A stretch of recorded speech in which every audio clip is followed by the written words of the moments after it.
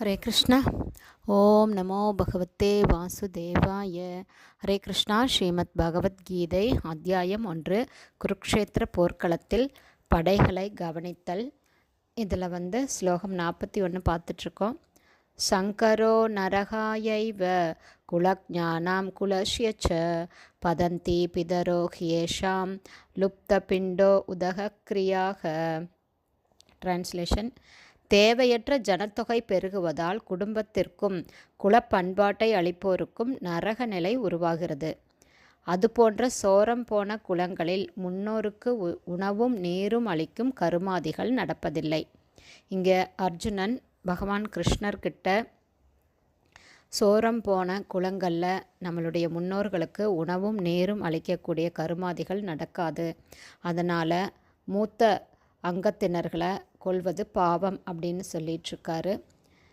ஏன்னா சில வேளைகளில் முன்னோர்கள் பல தீய செயல்களின் விளைவுகளால் சூட்சும சரீரத்தோட அவங்க துன்பப்படலாம்.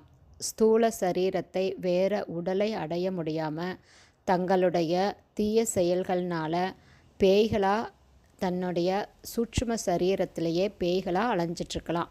அப்படிப்பட்டவங்களுக்கு விஷ்ணுவினுடைய பிரசாதம் சடங்கு மூலமாக அவங்களுக்கு தரப்பட்ட உடனேயே அவங்க பல்வேறு துன்பகரமான வாழ்க்கை நிலைகளிலிருந்தும் பேய் முதலான நிலைகளிலிருந்தும் விடுபட்டு நற்கதி அடையிறாங்க.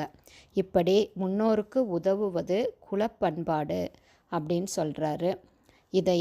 இந்த விரதத்தை எப்படி செய்யணுன்னா, நாம் முன்னோர்களுக்கு தர்ப்பண காரியம் பண்ணுறோம் அப்படின்னா காலையில் எழுந்து அதிகாலையில் நீராடி விரதம் எடுத்து ஒன்றும் சாப்பிடாம ஆனியன் கார்லிக்கெல்லாம் இல்லாமல் சுத்தமாக மடியாக ஆச்சாரமாக அந்த உணவுகளை சமைத்து பகவான் விஷ்ணுவனுடைய ஃபோட்டோ இல்லைன்னா விக்கிரகம், கிருஷ்ணருடைய ஃபோட்டோ இல்லைன்னா விக்கிரகம் அதுக்கு வச்சு துளசி இலை வச்சு நம்ம செஞ்ச உணவுகளை நைவேத்தியம் வச்சு பகவானுக்கு கண்டருளை பண்ணி அதுக்கப்புறம் அதையை எடுத்து எல்லாத்துலேயும் கலந்துட்டு அதிலிருந்து கொஞ்சம் பாகத்தை எடுத்து இலையில் வச்சு யாருக்காக நம்ம பிரார்த்தனை பண்ணுறோமோ அவங்களுக்கு அந்த பிரசாதத்தை வச்சு இந்த ஆத்மா 14 உலகங்களில் எந்த அண்ட சராச்சரங்களில் பகவத்கீதை பாகவதம் சொல்லுது கோடிக்கணக்கான பிரபஞ்சங்கள் கோடிக்கணக்கான கிரகங்கள் இருக்குதுன்னு.